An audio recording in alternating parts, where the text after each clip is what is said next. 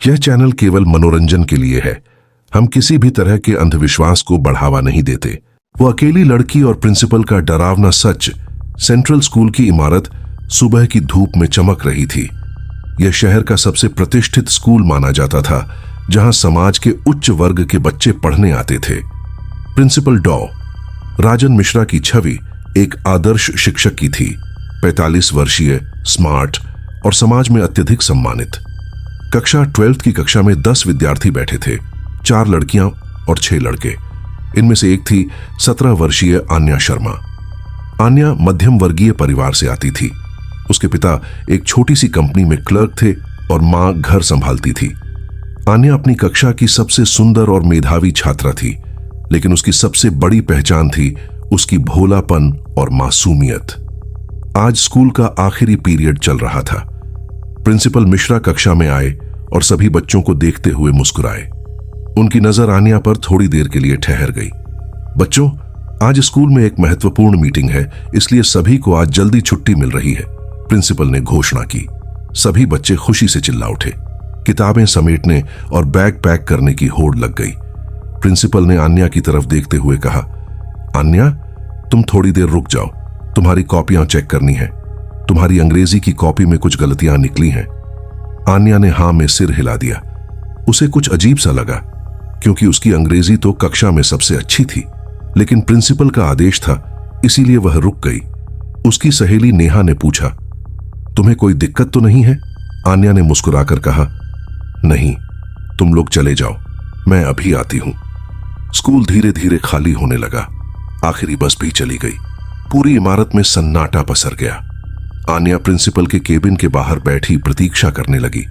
तभी प्रिंसिपल ने अंदर बुलाया। आ जाओ आन्या, अंदर आ जाओ। प्रिंसिपल की आवाज में एक अजीब सी मिठास थी। आन्या अंदर गई। प्रिंसिपल का केबिन बहुत बड़ा था। एक शानदार डेस्क, किताबों से भरी अलमारियां और एक सोफा सेट। बैठो, प्रिंसिपल ने सोफे की तरफ इशारा किया। आन्या ने डेस्क के सामने वाली कुर्सी पर बैठने की कोशिश की, लेकिन प्रिंसिपल ने जोर देकर कहा, नहीं नहीं, सोफे पर आराम से बैठो। आन्या सोफे पर बैठ गई। प्रिंसिपल ने दरवाजा बंद कर दिया। आन्या को थोड़ी बेचैनी हुई। सर, दरवाजा, आन्या ने हिचकिचाते हुए कहा। कोई बात नहीं, ऐसी चल रहा है, प्रिंसिपल ने कहा और आन्या के पास सोफे पर बैठ गए। आन्या सहम गई। प्रिंसिपल ने उसके कंधे पर हाथ रखा और कहा, तुम्हें डरने की जरूरत नहीं है, मैं तो बस तुम्हारी परवाह करता हूं। आन्या की सांसें तेज हो गईं। उसने उठने की कोशिश की, लेकिन प्रिंसिपल ने उसका हाथ पकड़ लिया। बैठो आन्या। प्रिंसिपल की आवाज में अब मिठास नहीं, बल्कि एक धमकी थी। तुम्हें पता है मैं तुम्हारा कितना ख्याल रखता हूं। तुम्हारी फीस माफ की, तुम्हें स्कूल की सबसे अच्छी छात्रा बनाया। आन्या कांपने लगी। सर, कृपया मुझे जाने दीजिए। प्रिंसिपल ने अपना हाथ आन्या के चेहरे पर फेरा। तुम इतनी सुंदर हो, मैं तुम्हें कुछ नहीं होने दूंगा, बस तुम मेरी बात मानो। आन्या की आंखों में आंसू आ गए। सर, मैं आपकी बेटी की उम्र की हूं, प्रिंसिपल ने कड़क वॉइस में कहा। चुप रहो। अगर तुमने किसी को कुछ बताया तो तुम्हारा सब कुछ खत्म हो जाएगा। मैं तुम्हारे पिता की नौकरी खत्म करवा दूंगा, तुम्हारा करियर बर्बाद कर दूंगा। यह कहकर प्रिंसिपल ने अपना फोन निकाला और एक वीडियो रिकॉर्ड करना शुरू किया। मुस्कुराओ आन्या, वैसे ही जैसे तुम कक्षा में मुस्कुराती हो। आन्या रोने लगी। कृपया सर, ऐसा मत कीजिए। प्रिंसिपल ने वीडियो बंद किया और आन्या के कान में फुसफुसाया। अगर तुमने किसी को कुछ बताया तो यह वीडियो पूरे स्कूल, तुम्हारे माता पिता और पूरे इंटरनेट पर वायरल हो जाएगा। लोग कहेंगे कि तुम खुद मेरे पास आती थी। आन्या स्तब्ध रह गई। उसने कभी सपने में भी नहीं सोचा था कि उसके आदर्श प्रिंसिपल ऐसा कुछ कर सकते हैं। अब जाओ। प्रिंसिपल ने अचानक अपनी आवाज बदल दी। और याद रखो, यह हमारे बीच का राज है। कल स्कूल आना और सामान्य व्यवहार करना। आन्या उठी और लड़खड़ाते हुए केबिन से बाहर आई। उसके आंसू रुकने का नाम नहीं ले रहे थे। वह सीधे घर की ओर भागी। रास्ते भर वह सोचती रही, किसे बताए, कौन विश्वास करेगा। प्रिंसिपल तो शहर के सबसे सम्मानित व्यक्ति थे। घर पहुंचकर उसने अपने माता पिता को बताने की कोशिश की, लेकिन वे प्रिंसिपल की तारीफों में व्यस्त थे। आन्या बेटा, प्रिंसिपल सर ने तुम्हारी फीस माफ कर दी है। तुम्हें उनका आभारी होना चाहिए। उसकी मां ने कहा। आन्या का दिल टूट गया। वह सच का सामना और प्रिंसिपल का डरावना खेल। आन्या ने अगले दिन स्कूल पहुंचकर अपनी सबसे अच्छी दोस्त नेहा को सारी बात बताने का फैसला किया। लंच ब्रेक के दौरान दोनों स्कूल के पीछे बने बगीचे में गईं, जहां कोई उन्हें देख नहीं सकता था। नेहा, मुझे तुम्हें कुछ बहुत गंभीर बात बतानी है। आन्या की आवाज कांप रही थी। नेहा ने उसके हाथ को थामा। क्या हुआ आन्या? तुम पिछले कुछ दिनों से बहुत परेशान लग रही हो। आन्या ने आंसू रोकते हुए सारी कहानी सुनाई। कैसे प्रिंसिपल उसे छुट्टी के बाद रोकते हैं, उसे गलत तरीके से छूते हैं, धमकाते हैं और वीडियो बनाकर ब्लैकमेल करते हैं। नेहा की आंखें गुस्से से चौड़ी हो गईं। यह सब सच है प्रिंसिपल मिश्रा, लेकिन वो तो इतने अच्छे इंसान लगते हैं।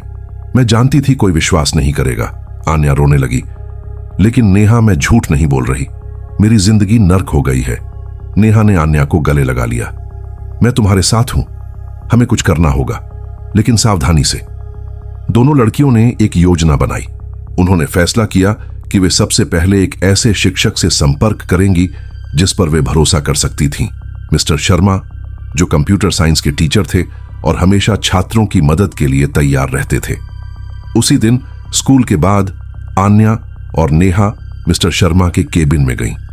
जब मिस्टर शर्मा ने आन्या की बात सुनी तो उनका चेहरा गंभीर हो गया। आन्या, यह बहुत गंभीर आरोप है, मिस्टर शर्मा ने कहा। क्या तुम्हारे पास कोई सबूत है?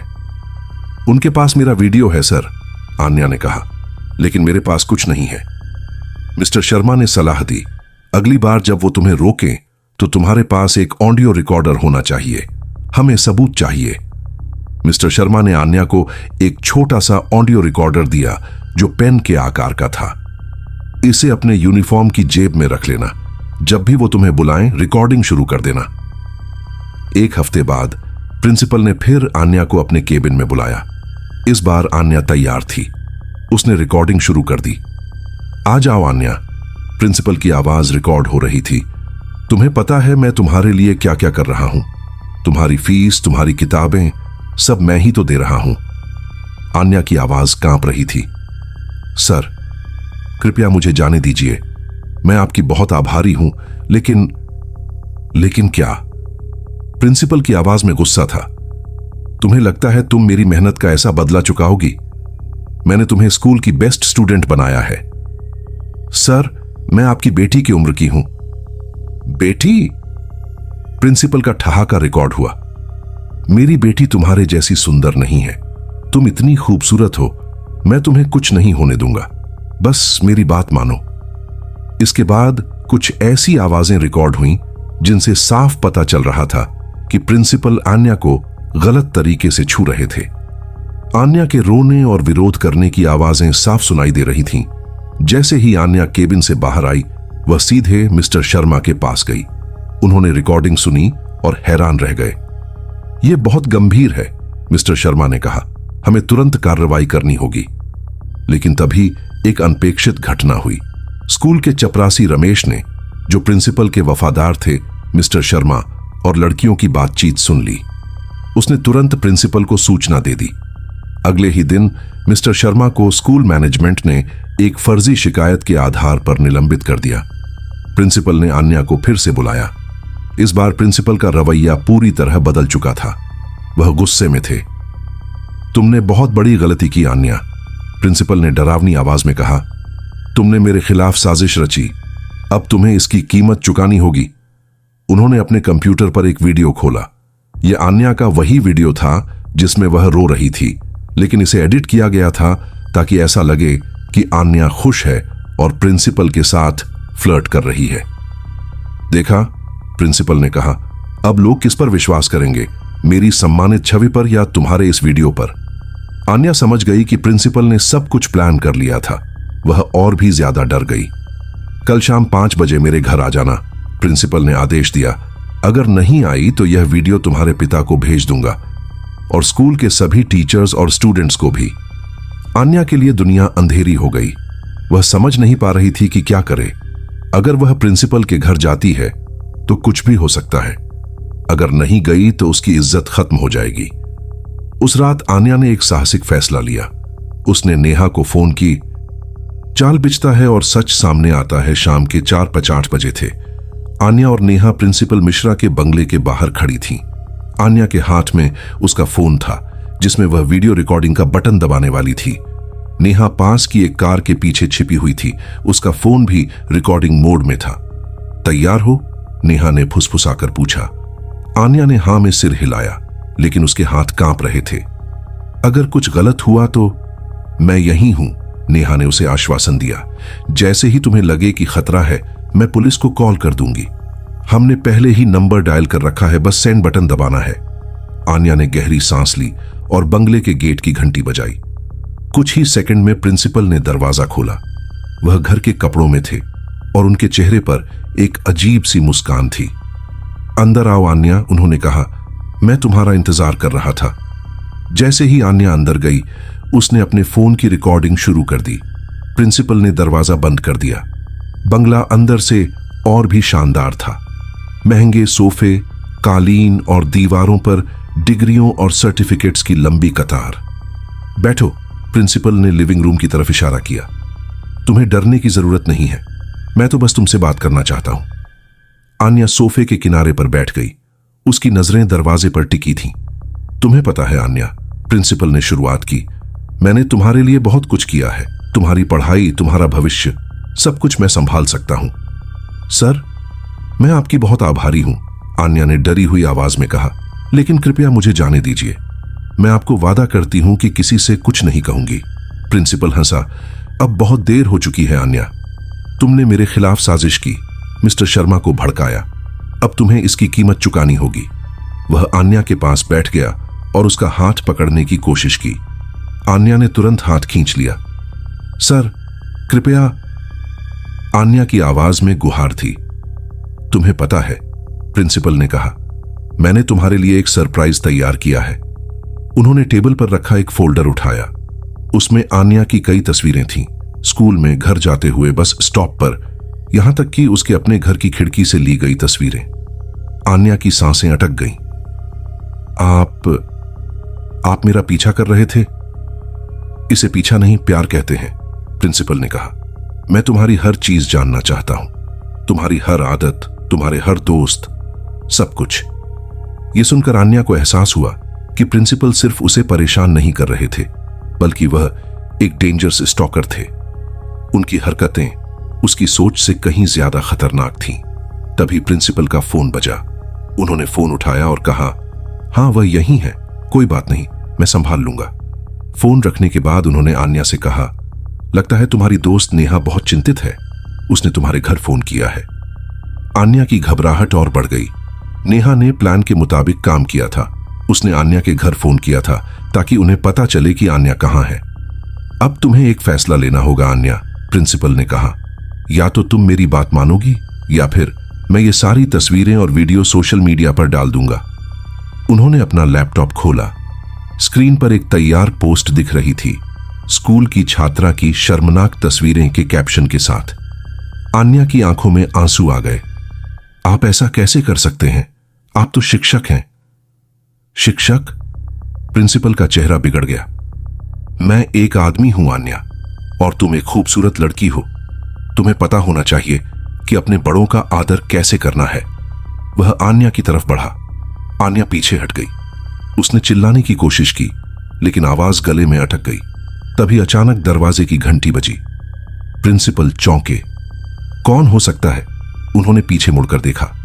दरवाजे पर जोर जोर से खटखटाहट हो रही थी।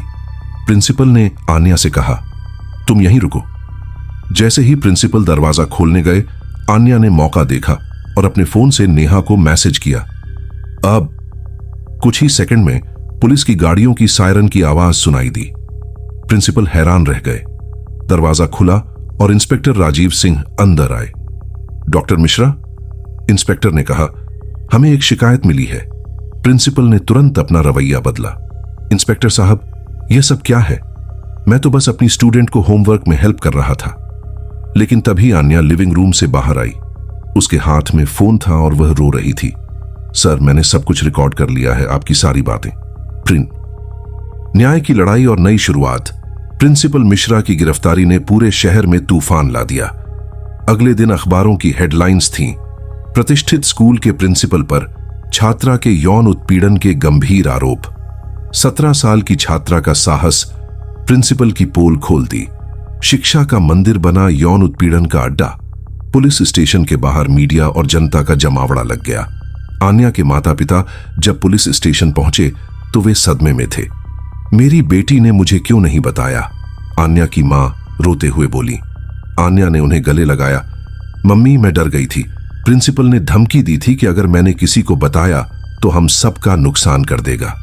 इंस्पेक्टर राजीव सिंह ने आन्या के माता पिता को समझाया, आपकी बेटी ने बहुत साहस दिखाया है। उसने न सिर्फ खुद को बचाया बल्कि कई और लड़कियों को भविष्य में होने वाले खतरे से बचाया है। कोर्ट प्रक्रिया शुरू। 3 दिन बाद प्रिंसिपल मिश्रा को कोर्ट में पेश किया गया। आन्या और नेहा को सुरक्षा के लिए विशेष व्यवस्था के तहत कोर्ट लाया गया।